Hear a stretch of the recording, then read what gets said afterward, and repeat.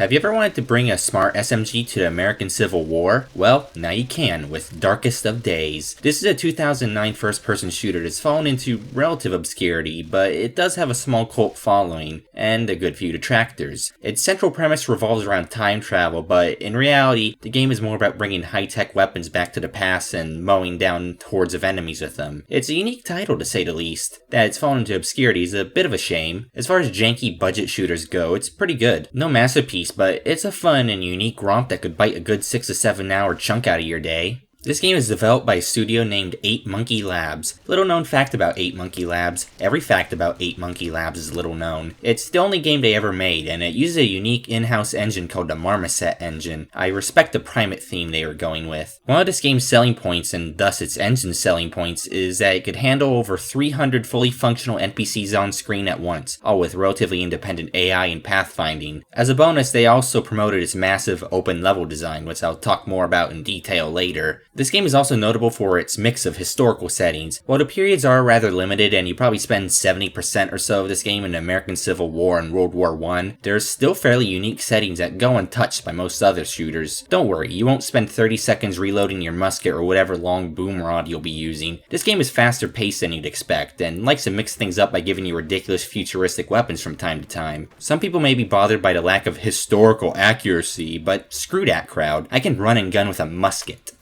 Also, yes, this isn't the boomer shooter I promised in my last video. That's coming soon, don't worry. I've been busy with Halo Infinite recently. Great game, so don't expect a video on it. I try to keep it to more obscure or infamous titles here anyways. Merry Christmas, by the way. Don't mind my miserable and unpredictable upload schedule. Jankest of Days is unfortunately in a bad spot as far as acquisition goes. About a year ago, you were able to buy it off Steam.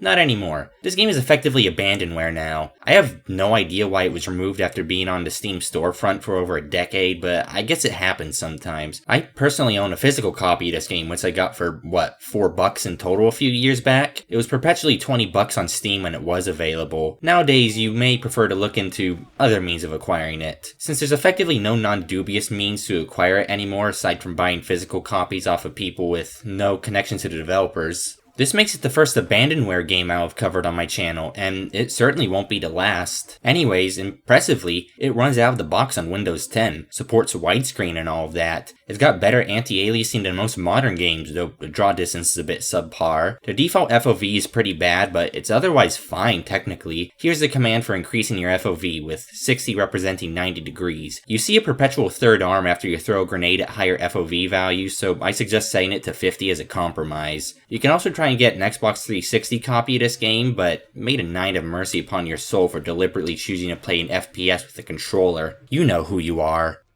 That's out of the way, I'll dive right in. In Jankest of Days, you play as Alexander Morris, an American soldier fighting in the Battle of Little Bighorn. He's wounded, but he gets rescued by a time traveler who just stands around with no sense of urgency and gets himself shot. Spoiler alert, this nameless guy is not the most incompetent character in this game. Next thing you know, you're recruited into an organization of time travelers who use time travel to protect history. However, the founder of the organization has gone missing, and disturbances throughout history have been occurring as a result. So it's up to you to do the dirty work and help find him. From there on out, the game is about doing missions to protect certain important people from being killed or kidnapped. But it's not what you think. You're generally trying to save Joe Schmo and not actually someone cool or historic, like good old Abe. Missed opportunity there. You have to play through a somewhat boring tutorial where you're introduced to your partner throughout the game, Dexter. Get used to his wisecracking because it's where all the writing budget went. I wish these kind of tutorials were optional since the player ostensibly figured out how guns work after the first shooting segment. It's implied that this is where the protagonist is taught how to use modern weaponry. Yeah, you are abducted in 1876 after all. They probably thought a machine gun was witchcraft back then. I appreciate that they didn't forget that loose end, but hilariously you don't actually use any modern weapons here, so it doesn't make any sense anyways. One thing I do like is that Dexter isn't just some wisecracking guy who gives you your objectives. He actually does show up and fight alongside you in a good few missions. It does at least let the player form a connection to their comrade, even if it is rather flimsy. I've seen bigger budget games screw this up harder. Before you can get into the game proper, it seemingly presents you with diverging mission paths, but it's a bit illusionary. You have to do all of the missions, it's just that you can roughly choose the order you do them in. You don't always have options at certain points, and progression is still very linear. It's a good idea, but it's a bit lackluster. Now I'll talk about the core gameplay and the weaponry. This game was released in 2009, which unfortunately means that it suffers from all the first-person shooter tropes from the time. In fact, it has what I consider to be the four horsemen of mediocre shooters: sprinting, iron sights, regenerating health, and a 2-weapon limit. As a result, it plays a lot like a History Channel flavored Call of Duty in many ways. Of those four mechanics, the only one that is inherently bad is iron sights. The other three typically vary in how much of a war crime they are based on implementation, at least. Quick rant, I despise iron sights. Why do you want a mechanic where you sacrifice situational awareness, mobility, and pacing for an arbitrary boost to accuracy? Darkest of Days at least doesn't make guns woefully inaccurate when hip firing, but it's still a bad idea nonetheless. I like the approach Fear 1, Fallout 3, and Halo Infinite took, where it's a zoom in. It's a lot more fun and mobile that way. Regardless, sprinting does actually increase your speed and doesn't particularly weaken the gameplay. You aren't playing as a 400-pound asthmatic, you can sprint for a good half a minute straight here. Regenerating health also works, though it's a particularly punishing iteration of mechanic. Because of how open most maps are and how most enemies in the game are using rifles, they can whittle you down from a surprising distance away, with there being nothing you can do about it most of the time. It also has that typical problem where it's hard to tell how close to death you are from just looking. Lastly, there's that 2-weapon limit, but it's not that big of a deal since the arsenal is rather condensed anyways. There is a gimmick, but I'm being generous by calling it a gimmick. You may have noticed the enemies with the blue glow and the space grapes in your back pocket at all times. The blue glow means that you shouldn't kill them and should wound them instead. The space grapes incapacitate them, but shooting them in the legs is just as, if not more, efficient. I like it when kneecapping is a viable strategy because I have a thing for knee destruction. Anyways, if you kill these blue aura guys, you anger the evil time gang and miss out on upgrade points. It is extremely punishing, so you really don't want to kill them. Lastly, I should address the enemy variety, or the lack of it. There's overwhelmingly only 2 enemy types in the game: generic soldiers and slightly tankier commanders, often armed with pistols. I guess the Civil War missions have dudes on horses too. There's also the evil time gang I mentioned before, who are a common enemy in the late game. They use futuristic weapons, which makes them a lot more challenging to fight, and they have minigunners too. It's ultimately a rather limited roster, and the combat doesn't change up much until the endgame. The game prefers numbers over actual variety. So to summarize, if you've played any shooter released in the mid to late 2000s, you have a pretty good idea of how Darkest of Days fundamentally plays. Most of this game is set in historical locations. Ignoring the hub that takes place in the future, there are 5 time periods in total: the American Civil War, World War I, certain points in the American-Indian War, World War II, and Pompeii during the eruption of Mount Vesuvius. I almost kept that Pompeii bit from you as a spoiler, but it's one of the most standout things on the game's box art, so As I said before, most of this game takes place in the Civil War and World War I. There are novel time periods to set your game in at least, but they are oversaturated here. Now, your weapons are a lot faster and more reliable than they were historically. You can even upgrade your reload speed to reload muskets at the speed of a man who reloads muskets quickly. This game has an active reload system taken straight out of another game about the American Civil War called Gears of War. All it means is that you reload the gun faster if you successfully time it. It's a very simple iteration of such a system, and it gets a lot more generous with upgrades. I suppose it makes sense in a game where most of the weapons are traditionally slow to reload. Something fun to note is that every weapon has a unique jamming animation. Some of these animations are worse than others. Jamming your gun can disable it for a very long time, so mistiming it is extremely punishing. You could also just backpack reload like in Halo CE. Switch your weapon mid-reload and it'll reload on its own. Just like in real life, muskets are self-loading. Even without upgrades, your weapons hit pretty hard, so the majority of weapons are a bit slow, but they often instantly kill what you shoot with them. An automatic weapon is effectively a power-up throughout most of the game anyways. You've got a small assortment of exclusive weaponry used in each time period, mostly different variations of rifles. However, you occasionally get a weapon from the future, which are typically uber powerful and or gimmicky. Most people who know about this game are probably familiar with the segment where you get to mow down Confederates with a pseudo-homing machine gun. They probably put that on the box art. Actually, wait, they didn't. Also, I can't help but appreciate the absurdity of the future shotgun's design. It's pump action, mag fed, and break action all in one. This probably angers some gun pedants. Awesome shotgun though. Your weapons are ultimately pretty satisfying to use. Historical weapons are still fun and aren't completely overshadowed by the futuristic weapons. I don't think there's ever 300 dudes on screen at once, but the number does get pretty high at some points. Naturally, a musket is going to be a lot slower for wiping out a horde than a machine gun. You don't always have a machine gun though, so get used to that retro rifle reload rhythm. And about that upgrade system, it's incredibly primitive, which is fine for a game that's otherwise minimal on these sorts of elements. You get some points upon completing each mission. The fewer blue aura guys you killed, the more points you get. You can then use these points to upgrade your abilities relating to either rifles or pistols. This encompasses all weapons of that respective type, so upgrading your rifles makes both muskets and your future shotgun better. You can upgrade pistols, but it's ultimately not all that great of an idea since the pistol options are rather limited and their ammo tends to be scarce. It's a simple system that really favors rifles, but it's okay. It's simple, unintrusive, and it gives a light sense of progression as you play. It's obviously undercooked, but it doesn't detract from the game in any way, so I can't hold anything against it. One last thing, this game has usable artillery in it, usually Civil War cannons, but you get a mortar in one case. It's a novelty that I don't care for too much. The hit detection is miserable, you get killed really easily, and the tutorial is nearly impossible to complete unless you fire it at a very specific angle. The game doesn't usually use these to any particularly interesting effect, so they're not really worth talking about anymore. Let's move on to presentation. This game is a bit of a mixed bag in terms of presentation. Sometimes it can look genuinely rather good, other times it looks like a Unity asset flip. Generally it looks pretty standard for 2009 standards, maybe slightly worse than average. The worst this game looks is in the more open levels, where the game simply looks rather ugly. It's comparable to something I made back when I was new to Blender, playing around with a terrain generator and slapping JPEGs on top. A common technique among creative types is the idea of put your best foot forward. Well, someone at 8 Monkey Labs, potentially due to being composed of 8 monkeys, prove me wrong, didn't really get this idea. This first mission looks horrifically ugly. I genuinely thought the lighting was broken on the first Civil War mission. Like I said, the more open levels have ugly appearances, even in the areas you're intended to see. There's some other visual hiccups too. One most notable is a gas mask which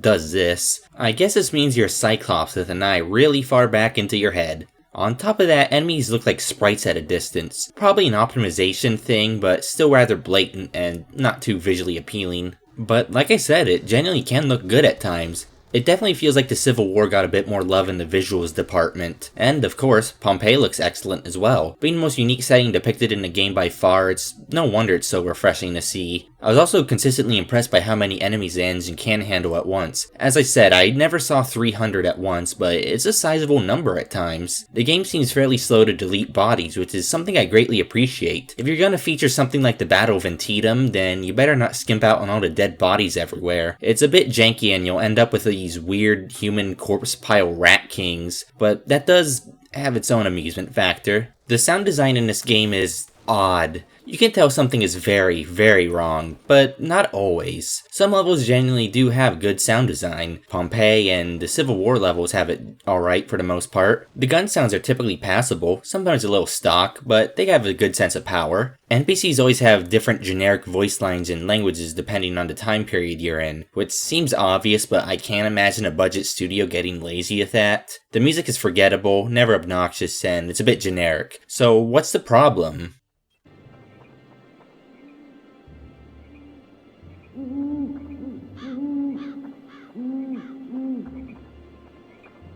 I say if they want that godforsaken South, they can have it.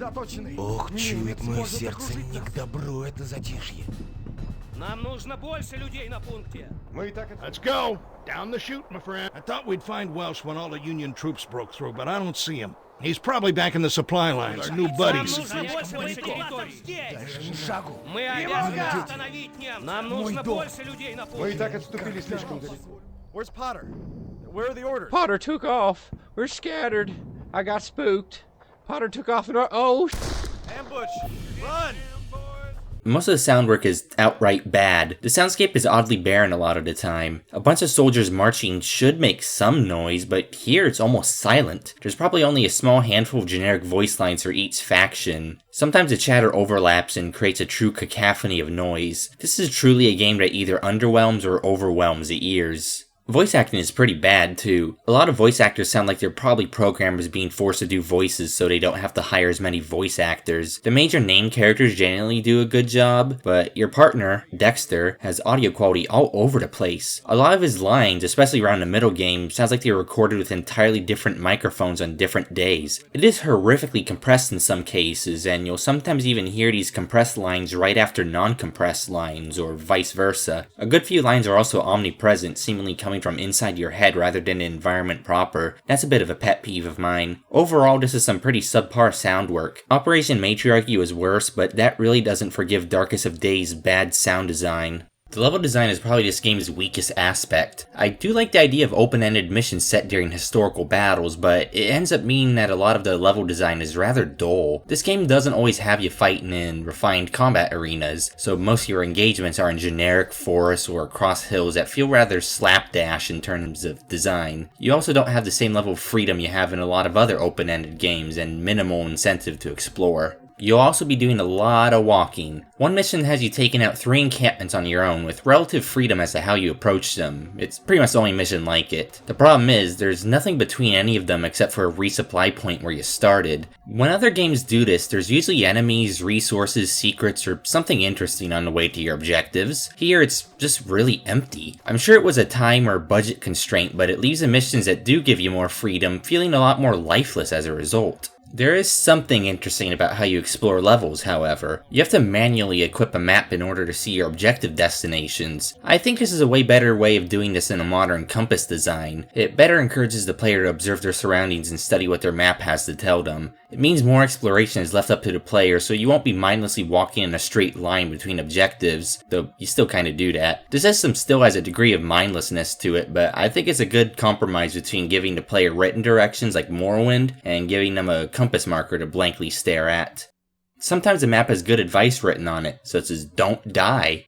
This game is at its peak when it has big, chaotic battles to throw at you. It's a pseudo-horde shooter after all, not quite Serious Sam, more like Barmy Bob. The big battles often have a great sense of scale. One of its peaks is featuring one of those iconic Civil War line up and stand still battles. It's highly scripted and I'm not sure if you can die in any of these, but they are fun, memorable, and disproportionately good looking set pieces nonetheless. I remember this Zeppelin segment being awful back when I originally played, but it wasn't so bad this time around. It was a little enjoyable, mostly because of the mean mortars that your character throws underhandedly. The difficulty in this game is really all over the place. I'd say the game is fairly easy 70% of the time, but when it spikes hard. I've lost count of how many times I died in this one battle where I was being swarmed from both sides on top of being blinded by a scripted event. Even one of the future SMGs couldn't really help me here. I primarily chalked the problems I had with this up to the game giving me a horrifically unfair checkpoint. I probably should have reloaded an earlier save, but the holy bridge strat turned out to be the way. The majority of the difficulty in this game comes from being shot by enemies you aren't aware of. They have no trouble shooting you across cornfields or casually sniping you from a half-mile away, and because of how weird their AI is, they'll sometimes just magically end up behind you, having waltzed through a human wall of your allies with the intent to kill you in the most lackadaisical manner possible. Yeah, this is one of those games where enemies will often focus all their attention on you for no good reason. It's especially nasty in the Civil War missions, where most enemies wield the infamous WMD, the musket. You can only take about 3 shots from it on the hardest difficulty. Remember, enemies often show up in hordes and are pretty accurate. As a result, the Civil War missions end up being a lot harder than the rest of the game. It's genuinely unreasonable at times. None of this is really helped by how sparse cover is in most fights. If you're in a pretty open area and you're low on health, you've about a 90% chance of being killed off. Honestly, you may as well have less health overall, since reaching low health in the first place is almost impossible to recover from. I died a surprising amount of times in this playthrough, but it's overwhelmingly because of the barren level design and how well enemies can blend into the environment. Brown uniforms on a brown backdrop. So, in short, the level design is a primary source of this game's difficulty. It can also be pretty boring to navigate some of the levels due to a lack of incentive to explore. Outside of its few more handcrafted arenas, which are often only mediocre, there isn't much to see. Even in its best arenas, it won't hesitate to pull the rug out from under your feet. So it may be best to say that this game leans towards being unfair more so than being actually hard. Though it's far from impossible, and it's at least generous with checkpoints. I'm probably not going to make anything more on this game. Probably, but since I'm ostensibly the first person on the planet to discover this, I thought I'd slip it in for a fun little intermission. On the final World War II level, you can completely effortlessly get out of bounds. Just go up to the comms tower close to the start of the mission and wander off the hillside, and that's it. You're out. There's some interesting things to see and learn out here. Here's a huge shocker. The water in this game is actually functional, per se. You can fully submerge yourself in this pond here. It's the only body of water this deep in the entire game. You can't swim, you effectively drop like a brick to the bottom. But what is interesting is that you can drown in it. I'm probably the first person to ever drown in this game because I needed to see if it would work. So very odd to have a feature like this that no normal player would ever see. Incredibly bizarrely, there's just a car on the skybox here. This is exceptionally weird to me and it makes me wonder what the other skyboxes hide. I don't recognize a car because I'm not at all a car person, so leave it in the comments if you can identify it. The skybox also looks like that of a desert, which is funky for a level that takes place in wintry Poland. Oh, and I also discovered fall damage is a thing out here too. Finally, there are enemies out of bounds, as in areas you don't go to in the rest of the mission. Their AI is much worse out here, assumably because you're not actually supposed to take them on. It's some good attention to detail, but that doesn't make it any less questionable. I guess the engine is fairly well optimized for NPCs, so maybe it's not a big deal. They can decorate the place with people all they want. Anyways, there's gonna be spoilers for a good while. Skip to the timestamp on screen to jump to my concluding thoughts. You know the drill by now. You good? Let's microwave some Romans. So, now we arrive at the final stretch. It takes place in Pompeii during the eruption of Mount Vesuvius. This is a really cool part of the game and it's probably the thing I remember best about it from my original playthrough. It's a huge diversion from almost everything prior. You'll mostly be wandering around with your futuristic weapons fighting Romans and members of the evil Time Gang. Funny thing about this mission, you're told you can go all out with killing and using futuristic weapons since everyone is apparently gonna die anyways. I'm sure future archaeologists and historians will look at the bullets in the ash-encased bodies and think, eruption killed them. The organization the player works for wants to preserve history, huh? Also, almost all death toll and population estimates from the eruption imply that some people did survive it, so I'm not exactly sure where the idea that nobody survived it comes from. Anyways, this level gives you a microwave gun. Yeah, a microwave gun. You know what they say, the best way to cook human flesh is in a microwave gun. The microwave gun. This thing's almost certainly against the Geneva Convention, but thankfully we technically have 2,000 more years until then. It's a pretty fun weapon. They don't choose a very good battle to give it to you though. It's pretty fun when you aren't being pelted by some dude jerking it in the bushes. Pelted by his gun bullets, that is. His future space gun. The microwave gun is this game's equivalent of a BFG. It behaves like a flamethrower hybridized with a rocket launcher. It's such a fun, powerful, and unique weapon, so it's a shame you only get about 15 minutes to use it. It would have been really awesome if there was a New Game Plus feature that allowed you to take it into earlier levels. Oh well. So after pushing your way through the Roman toddler army and killing dozens upon dozens of evil time traveler dudes, you finally make it to the CEO of time travel. He's just standing around, painting in the middle of a volcanic eruption. I feel like someone who'd do something like this really doesn't deserve all the effort to save him. The game seemingly agrees with me on that one, because he then gets killed by the evil bad guy I never talked about, who may not have been evil the whole time, or something like that. The game just glances over the details and reveals that there's been stuff going on in the background, or since time travel, the foreground, that you never got to know about. Then the writers decide they want to present a choice, and then they end the game without actually letting you pick an option. Yeah, it's an abrupt and unsatisfying ending. It makes the story feel like it amounted to almost nothing. It ends the game by bringing up a new conflict that was never even remotely established. You don't get clues about it, you don't get any foreshadowing, it just happens and that's that. It's obvious sequel bait. I'm ultimately the most offended by the fact that you don't even get a choice of ending, instead just hard cutting to credits. The story of this game is pretty minimal overall. The big issue is that there's a lot of problems that could be solved by time travel, but aren't. The most obvious example is a mission where you're captured in a POW camp. Why can't you get warped out of there? Why do you have to break out yourself and then time travel to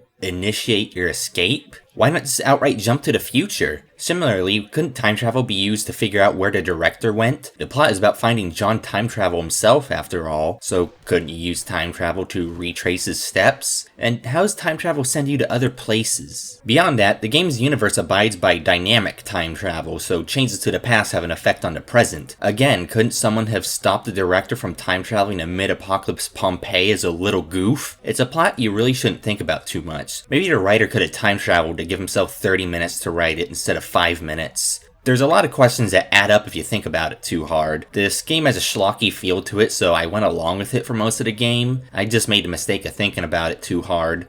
I guess one last thing to insert while I'm talking about the story. The protagonist is completely mute. I feel like this isn't the kind of game where that works, since you're effectively out of your depth, being pulled from the 1800s into the future. Could have been fun if there's an actual scene where you had to learn how to use a machine gun or something like that, but nope. It's a good example of when not to use a silent blank slate as your protagonist. Nothing happens for most of the plot until the ending, too. There's a continual set of setbacks that keep causing you to fail to rescue the dudes you're supposed to rescue until much later on.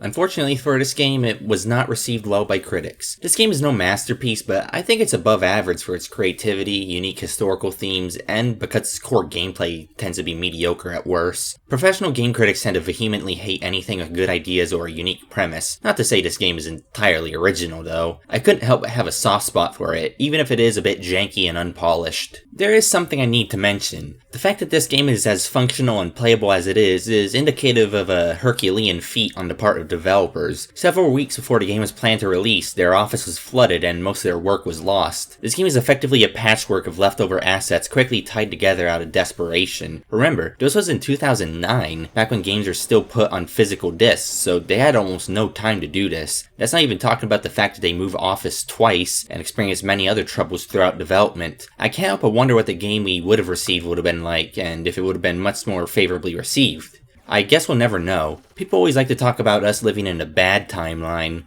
Turns out this is where that bad timeline started. Hey, one final insert before my concluding thoughts. So this game's console allows you to modify tons of different gameplay variables beyond the FOV. You can modify your speed, the amount of weapon slots you have, the world's friction, friendly fire, melee reach, the freaking water level, and so on. There's supposedly a lot more you can tweak that are just poorly documented. So there may be a way to get the microwave gun early, but I unfortunately couldn't figure out how. So, overall, Jankest of Days is a bit of a hidden, underrated gem. Not spectacular, but enjoyable and memorable for what it is. It doesn't outstay its welcome, and it doesn't have any particularly obstructive problems. Aside from that player-hostile level design and the subpar sound design, I suppose. I'm not that big into history, but I am quite fond of historical settings in games like this. It's a fun dive into a very different time in human history, which, in a context of a first-person shooter, primarily means we just use different guns. I don't care too much about the minute historical details. Just give me some fun weapons and let me roam around a historical battle. Please no more World War II though, as that market's as saturated as a roll of toilet paper at the bottom of an ocean.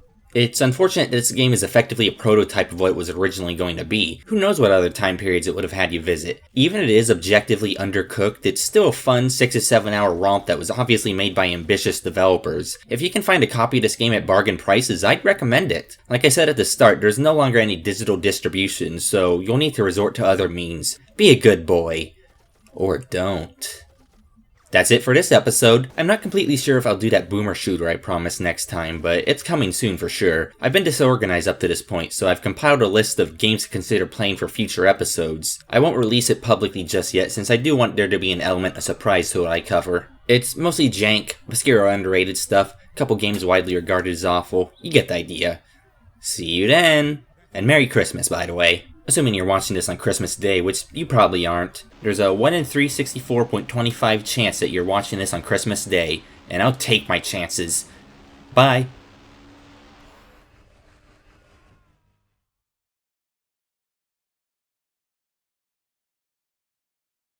And keep yourself safe.